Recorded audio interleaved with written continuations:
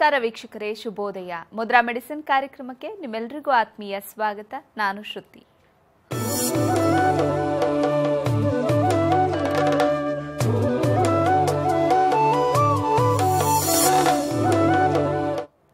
ಇವತ್ತಿನ ಮುದ್ರಾ ಮೆಡಿಸಿನ್ ಕಾರ್ಯಕ್ರಮವನ್ನು ನಡೆಸಿಕೊಡುವುದಕ್ಕೆ ಮುದ್ರಾ ಬ್ರಹ್ಮ, ಮುದ್ರಾ ರತ್ನ, ಮುದ್ರಾ ಶಿರೋಮಣಿ ಗುರೂಜಿ ಶ್ರೀ ಲಕ್ಷ್ಮೀ ಶ್ರೀನಿವಾಸರವರು ನಮ್ಮೊಂದಿಗಿದ್ದಾರೆ. ಗುರೂಜಿಯವರು ಕಂಪ್ಯೂಟರ್ ಸೈನ್ಸ್ನಲ್ಲಿ ಎಂಜಿನಿಯರಿಂಗ್ ಪದವಿ ಪಡೆದು ಎಂಎಸ್ ಕಂಪ್ಯೂಟರ್ ಸಾಫ್ಟ್ವೇರ್ನಲ್ಲಿ ಸ್ನಾತಕೋತ್ತರ ಪದವಿ ಪಡೆದು ಹಲವಾರು ಮಲ್ಟಿನ್ಯಾಷನಲ್ ಸಾಫ್ಟ್ವೇರ್ ಕಂಪನಿಗಳಲ್ಲಿ 26 ವರ್ಷ ಸತತವಾಗಿ ಸೇವೆ ಸಲ್ಲಿಸಿದ್ದಾರೆ. ಗುರೂಜಿಯವರು ವೇದ ವಿಜ್ಞಾನ, ಜ್ಯೋತಿಷ್ಯ ಶಾಸ್ತ್ರ ಹಾಗೂ ಪುರಾತನ ಮುದ್ರಾ, ಮಂತ್ರ, ಯಂತ್ರ, ತಂತ್ರಶಾಸ್ತ್ರಗಳಲ್ಲಿ ಸಂಶೋಧನೆ ನಡೆಸಿ ಔಷಧಿ ರಹಿತ ಜೀವನ ನಡೆಸುವುದು ಹೇಗೆ ಹಾಗೂ ಮನೆಗೊಬ್ಬ ವೈದ್ಯನಾಗುವುದು ಹೇಗೆ ಅಂತ ತಿಳಿಸಿಕೊಡ್ತಾ ಬಂದಿದ್ದಾರೆ. ಇದಲ್ಲದೆ ಭೂತ, ಪ್ರೇತ, ಮಾಟ, ಮಂತ್ರ, ತಂತ್ರಗಳ ಬಗ್ಗೆ ಸಂಶೋಧನೆ ನಡೆಸಿ ಮನೆಗೊಬ್ಬ ಮಾಂತ್ರಿಕ ಮತ್ತು ತಾಂತ್ರಿಕನಾಗುವುದು ಹೇಗೆ ಅಂತ ತಿಳಿಸಿಕೊಡ್ತಾ ಬಂದಿದ್ದಾರೆ. ಗುರೂಜಿಯವರು ಹಲವಾರು ಪುಸ್ತಕಗಳನ್ನು ಬರೆದು ಸಮಾಜಕ್ಕೆ ಜ್ಞಾನಾರ್ಜನೆ ಮಾಡಿದ್ದಾರೆ. ಸಮಾಜದ ಹಿತಕ್ಕಾಗಿ ಬೆಂಗಳೂರಿನಿಂದ ಸುಮಾರು 40 ಕಿಲೋಮೀಟರ್ ದೂರದಲ್ಲಿ ಉಚಿತ ಅನಾಥಾಶ್ರಮ, ವೃದ್ಧಾಶ್ರಮ ಹಾಗೂ ಮುದ್ರಾ, ಮಂತ್ರ, ತಂತ್ರ ಸಂಶೋಧನಾ ಕೇಂದ್ರವನ್ನು ಸ್ಥಾಪನೆ ಮಾಡ್ತಾ ಇದ್ದಾರೆ. ಗುರೂಜಿಯವರನ್ನ ನಿಮ್ಮೆಲ್ಲರ ಪರವಾಗಿ ಕಾರ್ಯಕ್ರಮಕ್ಕೆ ಸ್ವಾಗತಿಸ್ತಾ ಇದ್ದೇನೆ. ಗುರುಗಳೇ ನಮಸ್ಕಾರ, ಕಾರ್ಯಕ್ರಮಕ್ಕೆ ಸ್ವಾಗತ. ಆತ್ಮೀಯ ವೀಕ್ಷಕ ಬಾಂಧವರಿಗೆಲ್ಲ ನಮಸ್ಕಾರ. ಗುರುಜಿ, ಇವಾಗ ಸಡನ್ ಆಗಿ ಮಕ್ಕಳು ಸಮ್ಮರ್ ಟೈಮಲ್ಲಿ, ಸಮ್ಮರ್ ಹಾಲಿಡೇಸ್ ಇರುತ್ತೆ, ಕೆರೆಯಲ್ಲಿ ಆಟ ಆಡಕ್ಕೆ ಹೋಗ್ತಾರೆ ಅಥವಾ ಈಜುಕೊಳದಲ್ಲಿ ಆಟ ಆಡಕ್ಕೆ ಹೋಗ್ತಾರೆ, ಮುಳುಗಿ ಸಾಯುವಂತಹ ಸಂದರ್ಭ ಬರುತ್ತೆ, ಹೆದರ್ಕೊಂಡ್ಬಿಡ್ತಾರೆ. ನೀರಿನಲ್ಲಿ ಬಿದ್ದಿದ ತಕ್ಷಣ ತುಂಬಾನೇ ಹೆದರಿಕೆ ಆಗ್ಬಿಡತ್ತೆ, ಈಜು ಬರ್ತಾ ಇರೋದಿಲ್ಲ. ಇನ್ನು ಕೆಲವೊಬ್ಬೊಬ್ರು ಹಾಗೇನೆ ಹೊರಗಡೆ ಟ್ರಿಪ್ಗಂತ ಹೋದಂಥ ಸಂದರ್ಭದಲ್ಲೂ ಕೂಡ ನೀರಲ್ಲಿ ಈಜಾಡ್ತಾ ಅದು ಕಂಟ್ರೋಲ್ ತಪ್ಪಿ ಹೆದರ್ಕೊಂಡೇ ಅರ್ಧ ಮುಳುಗೋಗ್ಬಿಡ್ತಾರೆ. ಈ ರೀತಿ ಇರುವಾಗ ಇಂತಹ ಸಂದರ್ಭದಲ್ಲಿ ಏನು ಮಾಡಬೇಕಾಗತ್ತೆ ಗುರೂಜಿ? ನೋಡಿ, ಇತ್ತೀಚೆಗೆ ಬಹಳಷ್ಟು ನಾನು ಟಿ ವಿಲೆಲ್ಲ ನೋಡ್ತಾ ಇದ್ದೀನಿ, ಪೇಪರಲ್ಲ ಕೂಡ ನೋಡ್ತೀನಿ. ನದಿಗೆ ಬಿದ್ದು ಕೊಚ್ಕೊಂಡು ಹೋದ್ರು ಅಂತ ಬರುತ್ತೆ, ಅಥವಾ ಕೆರೆ, ಬಾವಿ, ಕೆಲವರು ಬಾವಿಲಿ ಹೋಗಿ ಈಜಾಡ್ತಾರೆ, ಕೆಲವರು ಕೆರೆಯಲ್ಲಿ ಹೋಗಿ ಈಜಾಡ್ತಾರೆ, ಈಜು ಮಾಡ್ತಾರೆ, ಕೆಲವರು ಹರಿಯೋ ನದಿಲಿ ಹೋಗ್ತಾರೆ, ಸಮುದ್ರದಲ್ಲಿ ಹೋಗ್ತಾರೆ, ಕೆಲವರು ಸ್ವಿಮ್ಮಿಂಗ್ ಪೂಲಲ್ಲೂ ಕೂಡ ಈಜು ಮಾಡ್ತಾರೆ. ಯಾಕೆಂದರೆ ಅವ್ರಿಗೆ ಈಜು ಬರೋದಿಲ್ಲ, ಈಜಬೇಕು ಅಂತ ಹೋಗ್ತಾರೆ. ಆದರೂ ಕೂಡ ಏನೋ ಒಂದು ಅಂದಾಜು ಮೇಲೆ ಅವ್ರಿಗೆ ಏನೋ ಒಂದು ಗ್ರಾಚಾರ, ಜಲಮೃತ್ಯು ದೋಷ ಇದ್ದಾಗ ಅವ್ರು ಇಷ್ಟೇ ಮಂಡಿಗಿಂತ ಕೆಳಗೆ ನೀರಿದ್ದವ್ರು ಕೂಡ ಎಷ್ಟು ಜನ ಸತ್ತೋಗಿದ್ದಾರೆ. ತುಂಬ ಆಳ ಇಲ್ಲ, ಜಸ್ಟ್ ಮಂಡಿ ತನಕ ನೀರು ಬರುತ್ತೆ, ಅದರಲ್ಲೇ ಕೊಚ್ಕೊಂಡು ಹೊರಟೋಗಿದ್ದಾರೆ. ಮೇಕೆದಾಟ ನಡೆದಂಥ ಒಂದು ಘಟನೆ ಇದು. ಕೆಲವೊಂದು ಲಾಸ್ಟ್ ಸಂಚಿಕೆಯಲ್ಲಿ ನಾನು ಈ ಇನ್ಫಾರ್ಮೇಷನ್ ಹೇಳಿದ್ದೆ. ಇದು ಜಲಮೃತ್ಯು ದೋಷ ಇದ್ದರೆ ಅವ್ರು ನೀರಲ್ಲಿ ಬಿದ್ದೇ ಸಾಯಬೇಕು, ಅವರಿಗೆ ಬೇರೆ ನೀರು ಅವಕಾಶನೇ ಇಲ್ಲ. ಇಲ್ಲಿ ನೀರಿನಲ್ಲಿ ಬಿದ್ದಾಗ, ಈಗ ನನಗೆ ಈಜು ಬರೋದಿಲ್ಲ ಅಂತ ಇಟ್ಕೊಳ್ಳಿ, ನದಿಯಲ್ಲಿ ಸ್ನಾನ ಮಾಡ್ತಿರ್ತೀನಿ, ನಂಗೆ ನದಿ ಕಂಡ್ರೆ ಭಯ, ಆದರೆ ಈಗ ವಿಧಿ ಇಲ್ಲ, ಸ್ನಾನ ಮಾಡಬೇಕು. ನನಗೇನು ಮಾಡ್ತಾರೆ, ಯಾರೋ ಒಬ್ಬರು ಕರ್ಕೊಂಡೋಗ್ಬಿಟ್ಟು ಒಳಗಡೆ ಸ್ನಾನ ಮಾಡಿಸ್ಬಿಡ್ತಾರೆ, ಆದರೂ ಭಯ. ನೀರು ಮುಟ್ಟಿದ ತಕ್ಷಣ ಭಯ, ನದಿ ನೋಡಿದ ತಕ್ಷಣ ಭಯ, ಸಮುದ್ರ ನೋಡಿದ್ರೆ ಭಯ, ಬಾವಿಲ್ ನೋಡಿದ್ರೆ ಭಯ, ಮತ್ತು ಈ ಕೆರೆ ನೋಡಿದ್ರೆ ಭಯ. ಸ್ವಿಮ್ಮಿಂಗ್ ಪೂಲಲ್ಲಿ ಬಿದ್ದರೆ ಯಾರೂ ಕೊಚ್ಕೊಂಡು ಹೋಗಲ್ಲ, ಯಾಕಂದರೆ ಕಟ್ಟಿರೋ ಕಟ್ಟೆ ಅದು. ಆದರೂ ಕೂಡ ಸ್ವಿಮ್ಮಿಂಗ್ ಪೂಲಲ್ಲಿ ಈಜು ಮಾಡೋಕ್ಕೂ ಕೂಡ ಭಯ. ಅಂದರೆ ನೀರೇಂದ್ರೆ ಭಯ. ಕೆಲವರಿಗೆ ನೀರೇ ಶತ್ರು ಆಗಿರುತ್ತೆ, ನೀರೇ ಮೃತ್ಯು ಆಗಿರುತ್ತೆ. ಯಾರಿಗೆ ನೀರು ಶತ್ರು, ಯಾರು ನೀರೇ ಮೃತ್ಯು ಇರುತ್ತದೋ ಅವರಿಗೆ ನೀರು ಅಂದರೆ ಭಾಳ ಅಲರ್ಜಿ, ಹೆದರಿಕೆ, ಭಯ. ನೀರಿನಲ್ಲಿ ಏನೋ ಬಿದ್ದುಬಿಟ್ರೆ ಅಪ್ಪಿತಪ್ಪಿ ಸ್ನಾನ ಮಾಡೋಕ್ಕೆ ಹೋದಾಗ ಬಿದ್ದುಬಿಟ್ರೆ ಅವರು ಕೆಲವರಿಗೆ 3 ತಿಂಗಳು ತನಕ ಕಾಣಿಸುತ್ತೆ ಆ ದೋಷ, ಕೆಲವರಿಗೆ 3 ವಾರ ಕಾಣಿಸುತ್ತೆ, ಇಲ್ಲನೇ ಕೆಲವು 3 ವರ್ಷ ತನಕ ಕಾಣುತ್ತೆ. ಈ 3 ಇರೋದು ಭಾಳ ಸಿಗ್ನಿಫಿಕೆಂಟು. ಕೆರೆಯಲ್ಲಿ ಬಿದ್ದವ್ರಿಗೆ, ನದಿಲಿ ಬಿದ್ದವ್ರಿಗೆ, ಸಮುದ್ರದಲ್ಲಿ, ಬಾವಿನಲ್ಲಿ ಅಥವಾ ಸ್ವಿಮ್ಮಿಂಗ್ ಪೂಲಲ್ಲಿ ನೀರು ಅನ್ನೋರಿಗೆ ಭಯ ಬಂದವ್ರಿಗೆ ಅಪ್ಪಿತಪ್ಪಿ ಏನಾದರೂ ಬಿದ್ದುಬಿಟ್ರೆ, ನೀರಲ್ಲಿ ಬಿದ್ದರೆ 3 ವರ್ಷ ಮ್ಯಾಕ್ಸಿಮಮ್ ಪೀಡಿಸುತ್ತೆ ಆ ದೋಷ. ಇಲ್ಲ 3 ತಿಂಗಳು ಪೀಡಿಸುತ್ತೆ, ಇಲ್ಲ 3 ವಾರ ಪೀಡಿಸುತ್ತೆ. ಈ 3 ತಿಂಗಳು, 3 ವರ್ಷ, 3 ವಾರದಲ್ಲಿ ಅವ್ರನ್ನ ಯಾರೇ ಟ್ರೀಟ್ ಮಾಡಿದ್ರು ಹೋಗಲ್ಲ. ಆ ಹೆದರಿಕೆ, ನೀರಿನ ಭಯ. ಇದಕ್ಕೆ ಜಲಸನ್ನಿ ಅಂತ ಕರೀತಾರೆ. ಸನ್ನಿ ಅಂತಾರೆ, ಅದರಲ್ಲಿ ಜಲಸನ್ನಿ ಅಂತ ಕರೀತಾರೆ. ಈ ಜಲಸನ್ನಿ ಯಾರಿಗೇನಾರು ಆಗಿಬಿಟ್ರೆ ಯಾವ ಡಾಕ್ಟ್ರು ಕೂಡ ಕ್ಯೂರ್ ಮಾಡೋಕ್ಕಾಗಲ್ಲ. ಹಾಗಾದ್ರೆ ಅವ್ರಿಗೇನು ಪ್ರಾಬ್ಲಮ್ ಆಗ್ಬೋದು? ನೀರಲ್ಲಿ ಬಿದ್ದ ಎದುರ್ಕೊಂಡವ್ರಿಗೆ, ನೀರಲ್ಲಿ ಬಿದ್ದದವರು ಎದುರ್ಕೊಂಡಾಗ ಏನಾಗುತ್ತೆ? ನೀರಲ್ಲಿ ಬಿದ್ದು ಎದುರ್ಕೊಂಡವ್ರಿಗೆ ಅವ್ರಿಗೆ ಭಾಳಷ್ಟು ಸಿಂಪ್ಟಮ್ಸ್ಗಳು ಆಗಿಬಿಡ್ತದೆ. ಒಂದು. ಎರಡನೇದು, ನೀರಿನಲ್ಲಿ ಏನಾದರೂ ಅವರು ಅಪ್ಪಿತಪ್ಪಿ ಈಜು ಬರಲಿಲ್ಲ ಅಂದರೆ ಆ ಸನ್ನಿ ಏನು ಮಾಡುತ್ತೆ, ಸಾವೇ ತೊಗೊಂಡ್ಬಿಡುತ್ತೆ, ಸಾವು ಕೊಟ್ಬಿಡುತ್ತೆ, ಮೃತ್ಯು ಕೊಟ್ಬಿಡುತ್ತೆ. ಅದರಿಂದ ನೀರು ಕಂಡ್ರೆ ಅಲರ್ಜಿ, ನೀರು ಕಂಡ್ರೆ ಭಯ ಅನ್ನೋರು ಯಾವತ್ತೂ ಅದು ಎಷ್ಟೇ ನೀರಿದ್ರು ಕೂಡ ಒಳಗೋಗಬಾರ್ದು. ಒಂದು ಸಣ್ಣ ಮಗು ನಡ್ಕೊಂಡು ಹೋಗೋಷ್ಟು ನೀರಿದ್ರೂ ಕೂಡ ನಾವು ಇಳಿಬಾರ್ದು. ಏಕೆಂದರೆ ಜಲಮೃತ್ಯು ದೋಷ ಇದ್ದವ್ರಿಗೆ ನೀರಲ್ಲಿ ಅವ್ರಿಗೆ ನೀರು ನೋಡಿದ ತಕ್ಷಣವೇ ಭಯ ಬಂದುಬಿಡುತ್ತೆ.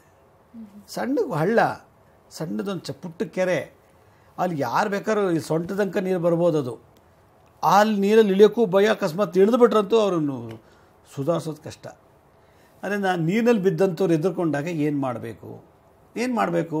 ತಕ್ಷಣ ಕರ್ಕೊಂಡು ಹೋಗ್ತಾರೆ ಡಾಕ್ಟರ್ ಹತ್ರಕ್ಕೆ.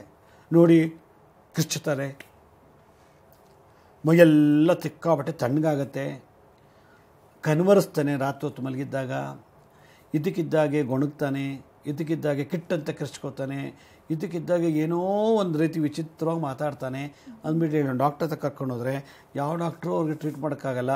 ಮನೋವೈದ್ಯ ಹತ್ರ ಹೋಗ್ಬಿಟ್ಟು ಅವ್ರು ಕೌನ್ಸಿಲಿಂಗ್ ಮಾಡಿಸ್ತಾರೆ ಅಷ್ಟೇ ವಿನಃ ಬರೀ ಇನ್ಯಾವುದೂ ಥೆರಪಿ ಇಲ್ಲ. ಇದು ಎಲ್ಲಿವರೆಗೂ ಮಾಡೋಕ್ಕಾಗತ್ತೆ? 1 ತಿಂಗಳು 2 ತಿಂಗಳು. ಈ ದೋಷ 3 ತಿಂಗಳು 3 ವಾರ ಅಥವಾ 3 ವರ್ಷ ಇದ್ದರೆ 3 ವರ್ಷ ತನಕ ಅವ್ನು ನಿಭಾಯಿಸೋದು ಭಾಳ ಕಷ್ಟ.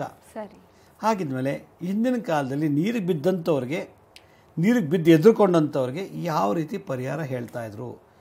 ಕ್ಷಣ ಮಾತ್ರದಲ್ಲೇ ಕ್ಯೂರ್ ಆಗ್ತಿತ್ತು.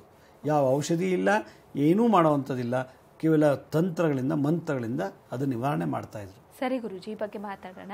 ವೀಕ್ಷಕರೇ, ಮುದ್ರಾ ಮೆಡಿಸಿನ್ ಕಾರ್ಯಕ್ರಮ ಮುಂದುವರಿಯುತ್ತೆ ಪುಟ್ಟ ವಿರಾಮದ ನಂತರ ಮುದ್ರಾ ಮೆಡಿಸಿನ್ ಕಾರ್ಯಕ್ರಮಕ್ಕೆ ಮತ್ತೊಮ್ಮೆ ಸ್ವಾಗತ. ಗುರುಜಿ, ನೀವು ಹೇಳ್ತಾ ಇದ್ರಿ ಜಲಕಂಟಕ ಇತ್ತು ಅಂತಂದ್ರೆ ಸಾವು ಸಂಭವಿಸುತ್ತೆ, ಇನ್ನು ಕೆಲವೊಬ್ಬೊಬ್ಬರಿಗೆ ನೀರು ಅಂದ್ರೇನೆ ಭಯ ಇರುತ್ತೆ ಅಂತ. ಅಂದ್ರೆ ಇದಕ್ಕೇನಾದ್ರೂ ಪೂರ್ವ ಜನ್ಮದ ಕರ್ಮದ ಫಲಗಳು ಕಾರಣವಾಗತ್ತಾ? ಏನೆಲ್ಲ ಸಿಂಪ್ಟಮ್ಸ್ ಕಾಡುತ್ತೆ ನೀರು ಅಂದ್ರೆ ಭಯ ಅನ್ನೋದಕ್ಕೆ? ಏನೆಲ್ಲ ಕಾರಣಗಳಾಗಿರುತ್ತೆ? ಏನಾದರೂ ಇನ್ಸಿಡೆಂಟ್ಸ್ ಆಗಿದ್ರೆ ತಾನೇ ಅದ್ರ ಕಂಡ್ರೆ ಭಯ ಅಂತ ನಮ್ಗನ್ಸೋದು?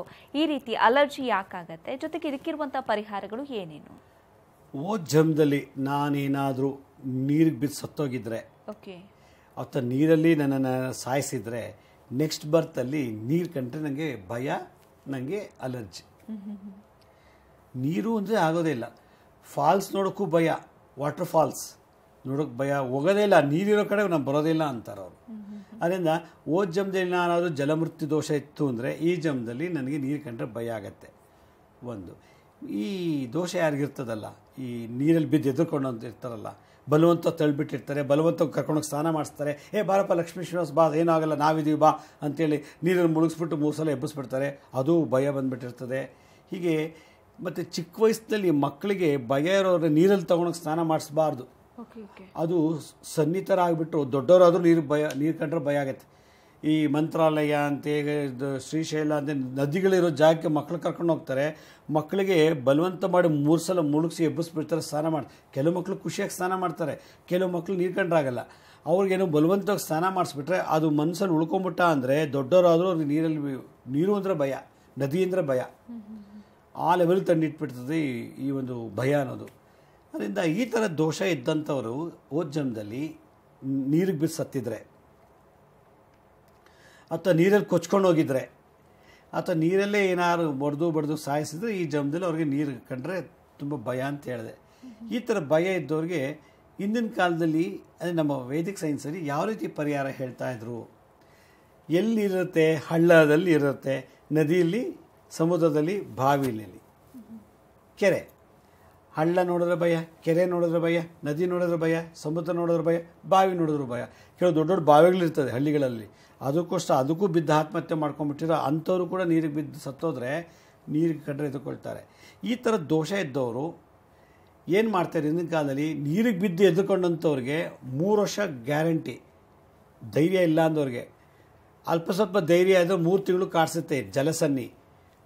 ಸ್ವಲ್ಪ ಚೆನ್ನಾಗಿ ಧೈರ್ಯ ಇದ್ದು ನೆಗ್ಲೆಕ್ಟ್ ಇದ್ದು ಅಂದರೆ 3 ವಾರ ಅವನ್ನ ಕಾಡಿಸ್ಬಿಡುತ್ತೆ. ಸೊ ಈ 3 ಅನ್ನೋದು ಭಾಳ ವಿಶೇಷ. ಈ ಥರ ದೋಷ ಇರೋರು ಹಿಂದಿನ ಕಾಲದಲ್ಲಿ ಏನು ಮಾಡ್ತಿದ್ರು? ಎಲ್ಲೆಲ್ಲಿ ನೀರಿರುತ್ತೆ, ಕೆರೆಯಲ್ಲಿರುತ್ತೆ, ಹಳ್ಳಗಳಲ್ಲಿ ನೀರಿರುತ್ತೆ, ಸಮುದ್ರದಲ್ಲಿ ನೀರಿರುತ್ತೆ, ನದಿಯಲ್ಲಿ ನೀರಿರುತ್ತೆ, ಬಾವಿಯಲ್ಲಿ ನೀರಿರುತ್ತೆ. ಅದರಿಂದ ಈ ದೋಷ ನೀರಲ್ಲಿ ಬಿದ್ದು ಎದ್ದುಕೊಂಡಂಥವ್ರು 3 ವರ್ಷ ತನಕ ಕಾಯೋ ಅವಶ್ಯಕತೆ ಇಲ್ಲ, 3 ತಿಂಗಳು ತನಕ ಕಾಯೋ ಅವಶ್ಯಕತೆ ಇಲ್ಲ, 3 ವಾರಕ್ಕೂ ಕಾಯೋ ಅವಶ್ಯಕತೆ ಇಲ್ಲ. ಕೆರೆ ಹತ್ರ ಹೋಗಿ ಕೆರೆ ಬಲಭಾಗದ ಮಣ್ಣು ತೊಗೊಳ್ಳಿ ಒಂದಿಡಿ, ಎಡಭಾಗದ ಒಂದು ಇಡೀ ಮಣ್ಣು ತಗೊಳ್ಳಿ. ನದಿ ಹತ್ರ ಹೋಗಿ, ನದಿ ಹತ್ರ ಒಂದು ಇಡೀ ಮಣ್ಣು ತಗೊಳ್ಳಿ, ಬಲಭಾಗದ ಎಡಭಾಗದ ನದಿ ಹತ್ರ. ಹಳ್ಳಗಳಲ್ಲಿ ನೀರು ನಿಂತಿರ್ತದೆ, ಹಳ್ಳಗಳೆಲ್ಲ ನೀರು ನಿಂತಿರ್ತದೆ, ಹಳ್ಳದು ಬಲಭಾಗದ್ದು ಎಡಭಾಗದ ಮಣ್ಣು ತಗೊಳ್ಳಿ. ಸಮುದ್ರದ ಹತ್ರ ಹೋಗಿ ನಿಮ್ಮ ಬಲಭಾಗದ ಕಡೆ ನಿಂತ್ಕೊಳ್ಳಿ, ಬಲಭಾಗ ಸಮುದ್ರ ಹತ್ರ ಹೋಗ್ಬಿಟ್ಟು ನಿಂತ್ಕೊಂಡ್ರೆ ನಿಮ್ಮ ಬಲಭಾಗದ ಒಂದು ಇಡೀ ಮಣ್ಣು, ಎಡಭಾಗದಲ್ಲಿ ಒಂದು ಇಡೀ ಮಣ್ಣು. ಬಾವಿ ಬಲಭಾಗದಲ್ಲಿ ಒಂದು ಇಡೀ ಮಣ್ಣು, ಬಾವಿಯ ಎಡಭಾಗದಲ್ಲಿ ಎಲ್ಲ ಮಣ್ಣು ತೊಗೊಂಡ್ಬಿಟ್ಟು ಅದನ್ನು ಪೂಜೆ ಮಾಡಿಬಿಟ್ಟು, ಇಡೀ ಮಣ್ಣು ತೊಗೊಂಡ್ಬಿಟ್ಟು ಪೂಜೆ ಮಾಡಿಬಿಟ್ಟು ಅದನ್ನು ನದಿಗೆ ಬಿಟ್ಬಿಡ್ಬೇಕು. ಪೂಜೆ ಮಾಡೋದು ಮಣ್ಣು ಸುಮ್ಮನೆ ಆ ಗುಡ್ಡೆ ಮಾಡಿ ಪೂಜೆ ಮಾಡೋದು, ನದಿಗೆ ಬಿಟ್ಬಿಟ್ಟ ಅಂದರೆ ನೀರಲ್ಲಿ ಬಿದ್ದು ಹೆದರ್ಕೊಂಡಂಥವ್ರಿಗೆ ಎಲ್ಲ ದೋಷ ಹೊಟ್ಟೋಗುತ್ತೆ. ಏನಾಗುತ್ತೆ, ಕನವರಿಕೆ ಮಾಡ್ತಾರೆ, ಕೂಗಾಡ್ತಾರೆ, ರಾತ್ರಿ ಹೊತ್ತು ಮಲಗಿದಾಗ ಕಿರ್ಚ್ತಾರೆ, ಬಿಚ್ಚಿ ಬಿಚ್ಚಿ ಜ್ವರ ಬರುತ್ತೆ, ಮತ್ತು ಆಗಾಗ ಇದ್ದಕ್ಕಿದ್ದಾಗ ಅವ್ರಿಗೆ ಬೆವರೆಲ್ಲ ಬರುತ್ತೆ, ಹಾಗೆ ತಣ್ಣಗಾಗಿಬಿಡ್ತಾರೆ, ಹಾಸಿಗೆ ಮೇಲೆ ಡಿಸ್ಕಸ್ ಮಾಡ್ತಾರೆ. ಈ ಥರ ದೋಷ ಇದ್ದವ್ರಿಗೆ ಈ ಥರದೆಲ್ಲ ನದಿ, ಹಳ್ಳ, ಸಮುದ್ರ ಮಣ್ಣು ತೊಗೊಂಬರ್ಬೇಕು. ತಂದಾದಮೇಲೆ ಪೂಜೆ ಮಾಡಿಬಿಟ್ಟ ಮೇಲೆ ತಂತ್ರ ಒಂದಿದೆ. 9 ಗ್ರಹಗಳು, ಯಾವುದೋ ಒಂದು ಗ್ರಹ ನಮಗೆ ಈ ಭಯನ ಸೃಷ್ಟಿ ಮಾಡ್ತೀವಿ. ಯಾವುದದು? ಬುಧ ಗ್ರಹ ಅಂತ ಹೇಳ್ತಾರೆ. ಜಲತತ್ವ ಇರೋದು ಬುಧ ಗ್ರಹ ಅಂತ. ನಮ್ಮ ಕಿರುಬೆರಳಲ್ಲಿ ಜಲತತ್ವ ಇರೋವಂಥದ್ದು, ಇದಕ್ಕೆ ಬುಧ ಗ್ರಹ ಅಂತ ಕರೀತಾರೆ ಕಿರುಬೆರಳಲ್ಲಿ. ಅದರಿಂದ 9 ಗ್ರಹಗಳಲ್ಲಿ ಯಾವುದಾದ್ರು ಒಂದು ಗ್ರಹ ನಮಗೆ ಈ ಥರ ಡಿಸ್ಟರ್ಬ್ ಮಾಡಿರ್ತದೆ. ಪೂರ್ವಜನ್ಮದ್ದು ನೇಣಾಕು ನೀರು ಬಿದ್ದು ಸತ್ತಿದ್ದು, ಅಥವಾ ಒಡೆದು ನೀರಲ್ಲಿ ಹಾಕ್ಬಿಟ್ಟಿದ್ರೆ ಏನೋ ಒಂದು ಆಗಿರ್ತದಲ್ಲ, ಆ ದೋಷಕ್ಕೆ ಯಾವುದಾದ್ರು ಒಂದು ಗ್ರಹಕ್ಕೆ ಶಾಂತಿ ಆಗಬೇಕು. ನಮ್ಗೆ ಯಾವುದು ಅಂತ ಗೊತ್ತಿಲ್ಲ, ಜಾತಕ ಇಲ್ಲ ನನ್ನ ಹತ್ರ, ಈ ಜನ್ಮದಲ್ಲಿ ಹುಟ್ಟಿದ ಡೇಟ್ ಗೊತ್ತಿಲ್ಲ, ಟೈಮ್ ಗೊತ್ತಿಲ್ಲ. ಅವಾಗೇನು ಮಾಡಬೇಕು? ಲಂಸಮಾಗಿ ಹೋಲ್ಸಲಾಗಿ 9 ನವಧಾನ್ಯಗಳನ್ನು ತಗೊಳ್ಳೋದು. ಇದು ತಂತ್ರ ನಾನು ಹೇಳ್ತಾ ಇರೋದು, 2ನೇ ತಂತ್ರ. 9 ಧಾನ್ಯಗಳನ್ನು ತಟ್ಟೆಯಲ್ಲಿ ಇಟ್ಬಿಟ್ಟು ಪೂಜೆ ಮಾಡಿಬಿಟ್ಟು ತೊಗೊಂಡೋಗಿ ಆಂಜನೇಯನ ದೇವಸ್ಥಾನಕ್ಕೆ ಕೊಟ್ಬಿಡ್ಬೇಕು. ನೀರಲ್ಲಿ ಬಿದ್ದು ಎದ್ದುಕೊಂಡವ್ರಿಗೆ ಮೆಡಿಷನ್ ಏನಂದರೆ 9 ಧಾನ್ಯಗಳನ್ನು ತಟ್ಟೆಯಲ್ಲಿ ಇಟ್ಕೊಳ್ಳಿ, ಪೂಜೆ ಮಾಡಿಬಿಡಿ, ತೊಗೊಂಡೋಗ್ಬಿಟ್ಟು ಆಂಜನೇಯ ದೇವಸ್ಥಾನಕ್ಕೆ ಕೊಟ್ಬಿಡಿ. ಆಂಜನೇಯಗೆ ಅದು ಸಲ್ಲಬೇಕದು. ಒಂದು ಸಮುದ್ರದ ಮಣ್ಣು, ಕೆರೆ ಮಣ್ಣು, ನದಿ ಮಣ್ಣು, ಬಾವಿ ಮಣ್ಣು, ಹಳ್ಳದ ಮಣ್ಣು, ಎಡಭಾಗದು ಬಲಭಾಗದು ತೊಗೊಂಡು ಪೂಜೆ ಮಾಡಿಬಿಡೋದು. ಮಾಡಿಬಿಟ್ಟು ಅದು ಬಿಟ್ಬಿಟ್ರೆ ನೀರಲ್ಲಿ ಬಿದ್ದು ಸಾಯುವಂಥ ಕಂಟಕ ಹೊಟ್ಟೋಗುತ್ತೆ, ಜಲಮೃತ್ಯು ದೋಷ ಹೊಟ್ಟೋಯ್ತು. ಎದುರ್ಕೊಂಡಿರ್ತೀವಲ್ಲ, ಆ ಎದುರಿಕೆನ ತೆಗೆಯೋದು ಹೇಗೆ? 9 ಧಾನ್ಯಗಳನ್ನು, ನವಧಾನ್ಯಗಳನ್ನು ತಟ್ಟೆಲಿಟ್ಟು ಪೂಜೆ ಮಾಡಿ ಅವರೇ ಪೂಜೆ ಮಾಡಬೇಕು. ಯಾವ ಪುರೋಹಿತ ಕರೆಸೋ ಅವಶ್ಯಕತೆ ಇಲ್ಲ, ಅದಕ್ಕೆಲ್ಲ ದುಡ್ಡು ಇನ್ವೆಸ್ಟ್ ಮಾಡೋ ಅವಶ್ಯಕತೆ ಇಲ್ಲ. 9 ಧಾನ್ಯಗಳ ಹೆಂಗೆ ಬೇಕಾದ್ರೆ ಇಟ್ಟು ಪೂಜೆ ಮಾಡಿಬಿಟ್ಟು ಆಂಜನೇಯನ ತೊಗೊಂಡೋಗಿ ಕೊಡಬೇಕು. ಕೊಟ್ಬಿಟ್ಟು ಬಂದುಬಿಟ್ಟ ಅಂದರೆ 3 ವಾರದಲ್ಲಿ ನರಳುವಂಥದ್ದು 3 ಸೆಕೆಂಡಲ್ಲಿ ಹೊಟ್ಟೋಗುತ್ತೆ. 3 ತಿಂಗಳಿಂದ ನರಳ್ತಿರ್ತಲ್ಲ, ಅದು ಹೊಟ್ಟೋಗ್ಬಿಡುತ್ತೆ. 3 ವರ್ಷದ ತನಕ ಜಲಸನ್ನಿ ಇರ್ತದಲ್ಲ, ಇವು ನೀರಲ್ಲಿ ಬಿದ್ದು ಎದ್ದುಕೊಂಡಿರೋ ಬೆಚ್ಚಿ ಬೀಳೋದು, ಕಿರ್ಚೋದು, ಅಳೋದು, ಹಾಸಿಗೆ ಮೇಲೆಲ್ಲ ರಿಸರ್ಚ್ ಮಾಡೋದು, ಈ ಥರದ ದೋಷ ಇರ್ತದಲ್ಲ, ಆ ಜಲಸನ್ನಿ, ಅದು ದೋಷ ನಿವಾರಣೆ ಆಗತ್ತೆ ಅಂಥೇಳಿ ಇದು ಒಂದು ತಂತ್ರ ಸಾಧಲ್ಲಿ ಹೇಳ್ತಾರೆ. ಗುರುಜಿ, ನೀವು ಹೇಳ್ತಾ ಇದ್ರಿ ಜಲಸನ್ನಿ ಇತ್ತು ಅಂತ ಅಂದರೆ, ನೀರು ಅಂತ ಅಂದರೆ ಭಯ. 3 ವರ್ಷ ಇರುತ್ತೆ, 3 ವಾರ ಇರುತ್ತೆ, 3 ತಿಂಗಳು ಇರುತ್ತೆ ಅನ್ನೋದನ್ನ. ಈ ಸಂಖ್ಯೆ 3ಕ್ಕೂ ಬುಧನಿಗೂ ಅಥವಾ ಜಲಸನ್ನಿಗೂ ಏನಾದರೂ ಇಂಟರ್ಲಿಂಕ್ ಇದೆಯಾ? ನಮಗೆ ಬುಧ ಬುದ್ಧಿಕಾರಕ ಅಂತ ಕರೀತಾರೆ. ಈ ಬುಧ ಏನು ಮಾಡ್ತಾನೆ? ಭಯನ ಸೃಷ್ಟಿ ಮಾಡ್ತಾನೆ, ಧೈರ್ಯನೂ ಸೃಷ್ಟಿ ಮಾಡ್ತಾನೆ. ನಮ್ಮ ಬುದ್ಧಿ ಒಳಗೆ ಭಯ, ಧೈರ್ಯ, ಹಾಸ್ಯ, ಟೀಕೆ ಇವೆಲ್ಲನೂ ಇರೋದು ಬುಧನ ಅನುಗ್ರಹದಿಂದ, ಕಾರಕತ್ವದಿಂದ. ಅದನ್ನು ಹೆಚ್ಚಿಗೆ ಮಾಡೋದು, ಕಮ್ಮಿ ಮಾಡೋದು ಗುರು. ಅದು ಬುದ್ಧಿಯನ್ನು ಜಾಸ್ತಿ ಮಾಡೋನು ಯಾರು? ಗುರು, ಜ್ಞಾನಕಾರಕ. ಬುದ್ಧಿಯಲ್ಲಿರೋ ಜ್ಞಾನವನ್ನು ಜಾಸ್ತಿ ಮಾಡೋದು ಗುರು, ವಿವೇಕವನ್ನು ಜಾಸ್ತಿ ಮಾಡೋದು ಗುರುಗ್ರಹ. ಬುಧ ಏನು ಮಾಡ್ತಾನೆ? ಲಿಮಿಟೆಡ್ ಬುದ್ಧಿ ಇಟ್ಟಿರ್ತಾನೆ, ಲಿಮಿಟೆಡ್. ಆ ಜ್ಞಾನವನ್ನು, ಭಯ, ನೀರು ಬಿದ್ದುಬಿಡ್ತೀನಿ, ನೀರಲ್ಲಿ ಬಿದ್ದೆ ಆದಮೇಲೆ ಹಿಂಗಾಯಿತು, ನೀರು ಬಿದ್ದ ಮೇಲೆ ಹಿಂಗಾಯಿತು ಅಂತ ಹೇಳಿ ಆ ಮನವರಿಕೆ ಆಗುತ್ತೆ, ಸಬ್ಕಾನ್ಷಿಯಸ್ ಮೈಂಡು, ಅದು ತೆಗೆದುಹಾಕೋದೇ ಬುಧ. ಅದರಿಂದ ಈ ಒಂದು ತಂತ್ರ ಪ್ರಯೋಗ ಬುಧನಿಗೆ ಸಲ್ಲುತ್ತಂತ ತಂತ್ರಸಾದಲ್ಲಿ ಹೇಳ್ತಾರೆ.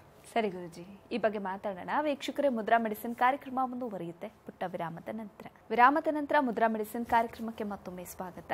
ಗುರುಜಿ, ನೀವು ಬುಧನ ವಿಶೇಷತೆ ಹೇಳ್ತಾ ಇದ್ರಿ, ಜೊತೆಗೆ ಸಂಖ್ಯೆ 3 ಯಾಕೆ ಕಾರಣ ಆಗುತ್ತೆ ಈ ಜಲಕಂಟಕಕ್ಕೆ? 3 ಬಾಡಿ, ಮೈಂಡ್, ಸೋಲ್ ಅಂತ. ಶರೀರ, ಮನಸ್ಸು, ಆತ್ಮ. ಆತ್ಮಕ್ಕೆ ಎಂಡ್ ಆಗೋಕ್ಕೆ ಸಾವು ಬಂದುಬಿಡುತ್ತೆ. ಆತ್ಮ ಸಾವು ಬಂತು ಅಂದರೆ ಆತ್ಮಕ್ಕೆ ಎಂಡ್ ಆಯಿತು ಅಂತ, ನೆಕ್ಸ್ಟ್ ರೀಬರ್ತ್ ಇರ್ಬೋದು, ಇಲ್ಲ ಮೋಕ್ಷಕ್ಕೆ ಹೋಗ್ಬೋದು. ಬಾಡಿ ಮತ್ತು ಮೈಂಡು. ಮೈಂಡ್ ಏನು ಹೇಳುತ್ತೆ? ಭಯ ಸೃಷ್ಟಿ ಮಾಡುತ್ತೆ. ಬಾಡಿ ಏನು ಮಾಡುತ್ತೆ? ನೀರಲ್ಲಿ ಬಿದ್ದುಬಿಟ್ಟಿರ್ತದೆ. ನೀರಲ್ಲಿ ಬಿದ್ದಿದ್ದಕ್ಕೆ ಮೈಂಡ್ ಏನು ಹೇಳ್ತು? ಭಯ ಬಂತು ಮೈಂಡ್ಗೆ. ಆದರೆ ಆತ್ಮ ಏನು ಮಾಡುತ್ತೆ? 3 ತಿಂಗಳು, 3 ವರ್ಷ ಮತ್ತು 3 ದಿವಸ, 3 ವಾರ ಪೀಡಿಸುತ್ತೆ ಆತ್ಮ. ಅದಕ್ಕೋಸ್ಕರ ಈ ಬಾಡಿ, ಮೈಂಡ್, ಸೋಲ್ಗೆ ಇದೊಂದು ತಂತ್ರ ಪ್ರಯೋಗ ಹೇಳೋದು. ಅದರಿಂದ 3 ಅಂದರೆ ಇದೊಂದು ಸಿಗ್ನಿಫಿಕೆನ್ಸ್. ಓಕೆ ಗುರುಜಿ, ಇನ್ನು ಬೆಂಗಳೂರಿನಲ್ಲಿ ಮಾರ್ಚ್ 9, 10 ಹಾಗೆ 16, 17ರಂದು ಅಂಜನಾ ನೋಡೋದು ಹೇಗೆ, ನಿಧಿ ಪತ್ತೆ ಹಚ್ಚುವುದು ಹೇಗೆ, 2 ವಿಚಾರಗಳ ಬಗ್ಗೆ ಕ್ಲಾಸ್ ಮಾಡ್ತಾ ಇದ್ದೀರಿ. ಇದರ ವಿಶೇಷತೆ ಏನು ಗುರುಜಿ? ಈ ತಿಂಗಳು ಇದೇ ತಿಂಗಳು ಮಾರ್ಚ್ 9, 10 ಬೆಂಗಳೂರಿನಲ್ಲಿ ನಿಧಿ ದರ್ಶನ ಅಂಜನ ದರ್ಪಣ ಕ್ಲಾಸ್ ಮಾಡ್ತಾ ಇದ್ದಾರೆ. ಹಿಂದೆಲ್ಲ ನಿಧಿ ಸಪ್ರೇಟ್ ಮಾಡ್ತಾ ಇದ್ದೆ, ಅಂಜನನೇ ಸಪ್ರೇಟ್ ಮಾಡ್ತಾ ಇದ್ದೆ. ನಿಧಿ ಅಂದ್ರೇನು, ನಮಗೆ ನಿಧಿ ಸಿಗೋ ಯೋಗ ಇದೆ ಈ ಬರ್ತಲ್ಲಿ, ಅದು ನಾನೇ ಜನ್ಮದಲ್ಲಿ ನಿಧಿ ಇಟ್ಟು ಸತ್ತೋಗಿದ್ರೆ ಈ ಜನ್ಮದಲ್ಲಿ ಮತ್ತೆ ಎಲ್ಲರೂ ಹುಟ್ಟಿದ್ರೆ ಆ ನಿಧಿ ನನಗೆ ಸಿಗುತ್ತೆ. ಇಲ್ಲ ನಮ್ಮ ತಾತ ಮುತ್ತಾತರು ವಿಲ್ ಬರ್ದು ಇಟ್ಬಿಟ್ಟು ಹೊಟ್ಟೋಗಿದ್ರೆ ನಿಧಿನ ಅದು ಆ ಗೋತ್ರದವ್ರಿಗೆ ಸಿಗುತ್ತದು. ಹಾಗಾದರೆ ಆ ಥರ ಚಾನ್ಸಸ್ ನಮ್ಮ ಜಾತಕದಲ್ಲಿ ಇದೆಯಾ ಅಂತ ಪತ್ತೆ ಹಚ್ಚಬೇಕು, ನಿಧಿ ದರ್ಶನ ಕಲಿಬೇಕು ಅಂತ ಶಾಸ್ತ್ರ ಹೇಳ್ತದೆ. ನಿಧಿ ದರ್ಶನ ಒಂದು 64 ವಿಧಿಯಲ್ಲಿ ಇದು ಒಂದು ವಿದ್ಯೆ. ಒಂದು ಅಂಜನಾ ಇವತ್ತಿನ ಕಾಲದಲ್ಲಿ ನಮಗೆ CCTV ಕ್ಯಾಮ್ರಾ ಎಲ್ಲ ಹೈಟೆಕ್ ಬಂದಿರೋದ್ರಿಂದ ಅಂಜನಾ ದರ್ಪಣ ಅನ್ನೋ ಒಂದು ವಿದ್ಯೆ ನಶಿಸಿ ಹೋಗ್ಬಿಟ್ಟಿದೆ. ಅಂಜನದಲ್ಲಿ ಏನಾಗುತ್ತೆ ಅಂತಂದರೆ ನಮ್ಮ ಭೂತಕಾಲದಲ್ಲಿ ನಡೆದಂಥ ಘಟನೆಗಳು, ಕಳ್ತನ ಆಗಿರ್ಬೋದು, ಮಾಟ ಮಂತ್ರ ತಂತ್ರಗಳು ಮಾಡಿಸಿರ್ಬೋದು, ಅಥವಾ ನಮಗೆ ಕೊಲೆಗಳಾಗಿರ್ಬೋದು, ಏನೇ ಆಗಿರ್ಬೋದು, ಹಿಂದೆ ನಡೆದಂಥ ಘಟನೆಯನ್ನು ಪತ್ತೆ ಹಚ್ಚಲಿಕ್ಕೆ ಅಂಜನ ನೋಡ್ತಾ ಇದ್ದಾರೆ ಇಂದಿನ ಕಾಲದಲ್ಲಿ. ಅದೊಂದು ಅಥರ್ವಣ ವೇದದ ವಿದ್ಯೆ ಇದೊಂದು. ಮತ್ತು ಪ್ರೆಸೆಂಟ್ ಇವತ್ತಿನ ದಿವಸ ಏನು ನಡೀತಿದೆ, ವರ್ತಮಾನ ಕಾಲದಲ್ಲಿ ಏನು ನಡೀತಿದೆ ತಿಳ್ಕೊಳ್ಳಿಕ್ಕೆ ಅಂಜನ ದರ್ಪಣ ಮಾಡ್ತಾಯಿದ್ರು. ಆ ಒಂದು ಹೊಸ ಸೈನ್ಸ್ ಆ್ಯಂಡ್ ಟೆಕ್ನಾಲಜಿಯನ್ನು ನಾನು ಈ 9, 10 2 ದಿನ ಕೋರ್ಸಲ್ಲಿ 2 ಮರ್ಜ್ ಮಾಡಿ ಅಥರ್ವಣ ವೇದ ಆಧಾರದ ಮೇಲೆ ಮುದ್ರಾ, ಮಂತ್ರ, ಯಂತ್ರಗಳು ಬರೆಯೋದು, ಆ ಯಂತ್ರಗಳ ಮೂಲಕ ಈ ಒಂದು ಕೋರ್ಸನ್ನು ಕಲಿಸ್ತಾ ಇದ್ದೀನಿ. ಇದು ಸ್ವಲ್ಪ ಜನ ಜಾಸ್ತಿ ನಮಗೂ ಕಲ್ತ್ಕೋಬೇಕು ಅನ್ನೋದ್ರಿಂದ ನೆಕ್ಸ್ಟ್ ವೀಕನ್ನು 16, 17 ಕೂಡ ಇದೇ ಕ್ಲಾಸ್ನ ಬೆಂಗಳೂರಲ್ಲಿ ನಡೆಸ್ತಾ ಇದ್ದೀನಿ. ಅದರಿಂದ ಆಸಕ್ತಿ ಇರುವಂಥವರು ಈ ಒಂದು ಅಂಜನ ದರ್ಪಣ ಮತ್ತು ನಿಧಿ ನಿಕ್ಷೇಪಗಳ ಪತ್ತೆ ಮಾಡೋ ವಿದ್ಯೆಯನ್ನು ಕಲಿಬೋದು. ಅದರಲ್ಲಿ ಅಂಜನದಲ್ಲಿ ಭಾಳಷ್ಟು ವಿಶೇಷ ಅಂಜನಗಳನ್ನು ಮಾಡೋದು ಹೇಗೆ, ತಯಾರಿ ಮಾಡೋದು ಹೇಗೆ ಅನ್ನೋದನ್ನು ಕಲಿಸ್ತಾ ಇದ್ದೀನಿ. ಆಮೇಲೆ ಇನ್ನೊಂದು ವಿಶೇಷ ಅಂದರೆ ಈ ಬಳ್ಳಾರಿ ಮತ್ತು ಹಂಪೆ ಮಧ್ಯದಲ್ಲಿ ಹೊಸಪೇಟೆ ಅಂತ ಇದೆ. ವಿಜಯನಗರದ ಸಾಮ್ರಾಜ್ಯ ಹಂಪೆ ಮತ್ತು ಬಳ್ಳಾರಿ, ಅದರ ಮಧ್ಯದಲ್ಲಿ ಹೊಸಪೇಟೆ ಅಂತೇಳಿ, ಅಲ್ಲಿ ಜೂನ್ 1ನೇ ತಾರೀಕಿಂದ 8, 9, 10ನೇ ಕ್ಲಾಸು ಹೈಸ್ಕೂಲ್ ಪ್ರೌಢಶಾಲೆಯನ್ನು ಪ್ರಾರಂಭ ಆಗ್ತಾಯಿದೆ. ಅಲ್ಲಿ ಫ್ರೀಯಾಗಿ ನಾವು ಮಕ್ಕಳಿಗೆ ಸ್ಕೂಲ್ ನಡೆಸ್ತಾ ಇದ್ದೀವಿ. ಏನಂದರೆ ಉಚಿತವಾಗಿ ಹಾಸ್ಟ್ಲು ಕೊಡ್ತೀವಿ, ನಾವು ಊಟ ತಿಂಡಿ ಎಲ್ಲ ಕೊಡ್ತೀವಿ, ಬಟ್ಟೆ ಕೊಟ್ಟು, ಪುಸ್ತಕ ಕೊಟ್ಟು, ಫೀಸ್ ಇಲ್ದೇ 8, 9, 10ನೇ ಕ್ಲಾಸನ್ನು ಕನ್ನಡ ಮಾಧ್ಯಮದಲ್ಲಿ ಟೀಚ್ ಮಾಡ್ತಾಯಿದ್ದೀವಿ. ಯಾರಿಗೆ ಅಪ್ಪ ಇಲ್ಲ, ಯಾರಿಗೆ ಅಮ್ಮ ಇಲ್ಲ, ಅಥವಾ ಅಪ್ಪ ಅಮ್ಮ ಇಬ್ಬರೂ ಇರೋಲ್ಲ, ಕೆಲವು ಅನಾಥ ಮಕ್ಕಳಿರ್ತಾರೆ, ಕೆಲವು ಬಡ ಮಕ್ಕಳಿರ್ತಾರೆ, ಅದರಲ್ಲೂ ಅಲ್ಲೇ ದುಡಿದು ಅಲ್ಲೇ ತಿನ್ನೋವಂಥವ್ರು, ಕೂಲಿ ಮಾಡ್ಕೊಂಡು ಹೋಗುವಂಥ ಮಕ್ಕಳಿಗೆ ಎಷ್ಟೋ ಜನ ಕೂಲಿ ಮಾಡ್ತಾರೆ, ಓದ್ಸೋಕ್ಕಾಗಲ್ಲ ಮಕ್ಕಳಿಗೆ. ಈಗಿನ ಒಂದು 1 ಲಕ್ಷ 2 ಲಕ್ಷ ಡೊನೇಷನ್ ಕೇಳ್ತಾರೆ ಸ್ಕೂಲ್ಗಳಲ್ಲಿ, ಮತ್ತು ಫೀಸ್ ಸಿಕ್ಕಾಬಟ್ಟೆ, ಒಂದು ವರ್ಷಕ್ಕೆ 80-90 ಸಾವಿರ ಫೀಸ್ ಕಟ್ಟಬೇಕು. ಈ ಥರ ಇರುವಂಥ ಸಂದರ್ಭದಲ್ಲಿ ಮಕ್ಕಳನ್ನ ಓದ್ಸೋಕ್ಕಾಗಲ್ಲ ಅಂತೇಳಿ ಮಕ್ಕಳನ್ನ ಹಾಗೆ ಬಿಟ್ಬಿಡ್ತಾರೆ.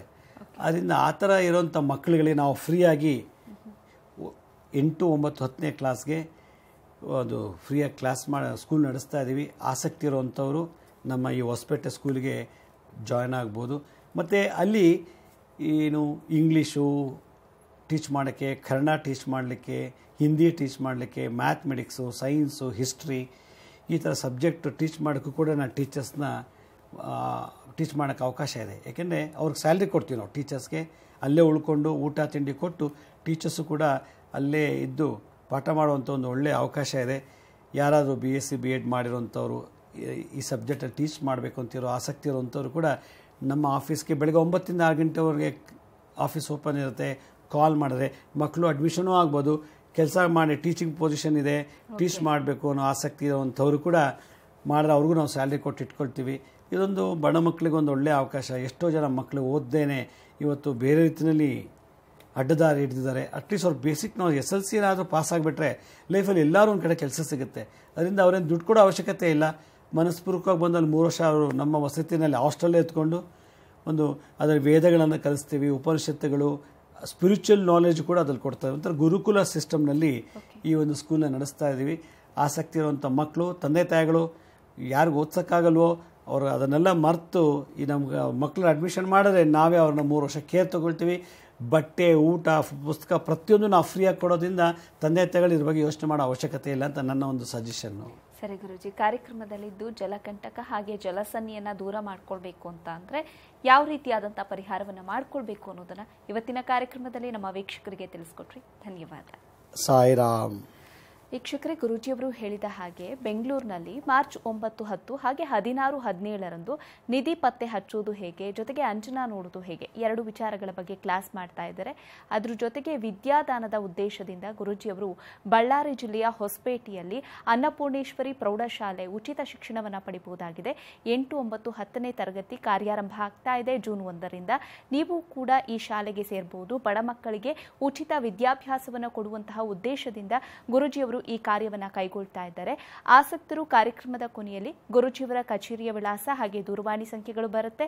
ದೂರವಾಣಿ ಸಂಖ್ಯೆಗೆ ಕಚೇರಿಯ ಸಮಯ ಅಂದರೆ ಬೆಳಗ್ಗೆ 9ರಿಂದ ಸಂಜೆ 6 ಗಂಟೆ ಒಳಗಡೆ ನಿಮ್ಮ ಹೆಸರನ್ನು ನೋಂದಾಯಿಸಿಕೊಳ್ಬಹುದಾಗಿದೆ. ಇದಾಗಿತ್ತು ಈ ಹೊತ್ತಿನ ವಿಶೇಷ ಕಾರ್ಯಕ್ರಮ. ನೋಡ್ತಾ ಇರಿ ಸರಳ ಜೀವನ, ಇದು ಮನುಕುಲದ ಒಳಿತಿಗಾಗಿ.